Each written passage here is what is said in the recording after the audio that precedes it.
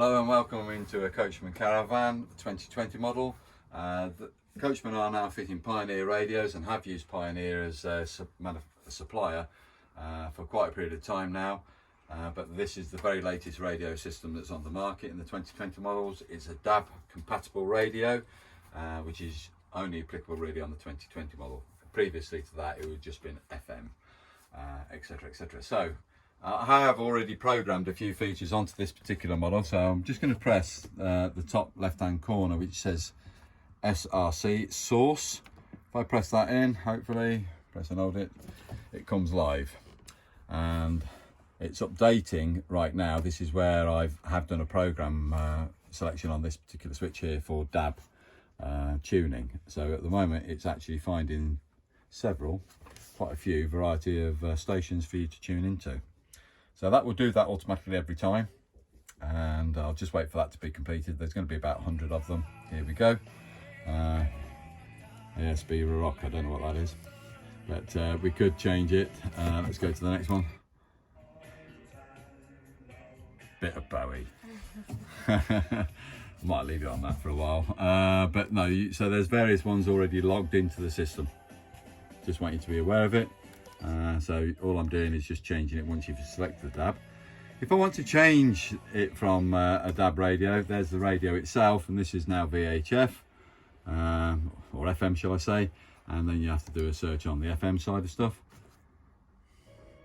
There's radio 4, not classic I think, or radio 3. If I wanted to leave radio 3 in a particular location, say number 3 for radio 3, press and hold it until we get a solid symbol that was starting to flash, and there's radio 3. Let's go to another one, come back down to radio 2, say 88.3. There's radio 2. Press and hold radio 2. That's it stored. So radio 3 is there, stored. Radio 2 there is stored. So nice little feature that you can do your storage should you wish to. And then let's say if we want to change again, say we want to use a different thing. No, sorry, source, not the one I was on. Bluetooth. I could use Bluetooth on this one. Got Spotify available on various things, but aux in is where I want to come to at the moment. Aux in is for a USB memory stick to be installed into it for playing music via that way, or I could use the 3.5mm jack plug directly into a phone such as an iPhone or whatever, iPod, all the other variants of eyes. So we can go directly into the station that way on an aux connection. We haven't got CD anymore. CDs don't exist as far as we're concerned now on radios. So that's that part. So what I want to try and do is just bring you back into the bits where I have done some programming. I'm going to bring it to the radio. I'm going to go and press this button here, the volume button. So that's the volume button, as you can see. I'm going to press the volume button. I'm going to go into menu. I'm now turning the volume button until I come to system. When I've got system, I want to access it, so I'm pressing the button back in again. And this time I want to, don't change the language. Whatever you do, don't change the language from English, please. To confirm if you want to change it, you press it. So what I'm asking you to find is a thing called PW, and it will say save. There's PW save. And at the moment, PW save is on, because I've programmed it to be that way. But if I press the on button again, the volume button again, I've now got off featured there. What I'm going to do is now scroll it back out. There's a little arrow key here, so I'm coming back out of what I've been into. There's the stereo. Press the source and hold the source button. Stereo goes off, but I've still got illumination of the panel, and at night time again that can be quite bright. I don't like my stereo being on all the time. You could put a clock onto it if you wish to. But let's just move on to getting it how I had it. So turn the radio back on, go into the volume, press it, find menu, scroll until we come to system, press it to accept it. Power save was already there, but it could be in a different location. Power save, I want power save to be on, so press it to change it. Come to the scroll button to come back out, which is the little arrow come back on itself. Press and hold source this time. The whole illumination of that panel's gone out. So I've still got the same functions, but I've lost that part. Right, the other thing that we find, and this is if I can find it very quickly because I can't remember exactly where it is in the system now. I just did it. So I'm going to press source again. bring the radio back on. I'm going to go into the system, I think. What I'm looking for is where it says DAB. It may be on function, so it may be in a different thing.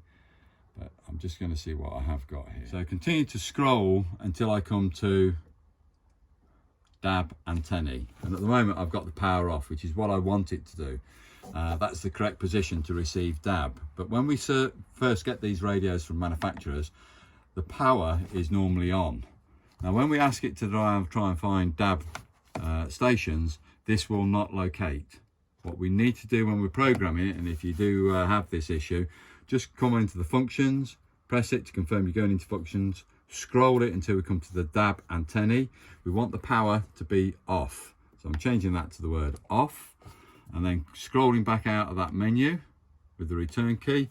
And then when we turn the radio on, if it was the first setup, it will then program all the receptions that are available. That power button has to be off on the DAB antennae. Just be aware of it. We've had a few issues with clients, obviously can't find the DAB radio, and that's all it is on that programming side. So part of the reception is done via this aerial. It's a Vision Plus aerial system. It's a directional aerial. Not so important when we're having DAB because we've seen the radio working, but when we come to operate the telly, we do need to know which way the aerial is facing. So I'm just pointing your attention at the moment to the word H in this with the green lettering, green background there. That's given me a direction at the moment. The aerial should be facing this direction here, over towards the front of the caravan. So it's facing this way. So once you've got it into the desired location for reception, getting the best reception on the telly, just bring the lock nut back up slightly. You don't have to over tighten it, and then for just initial movement, you know, to get fine tuning, just rotate that slightly. That's all that you need to do.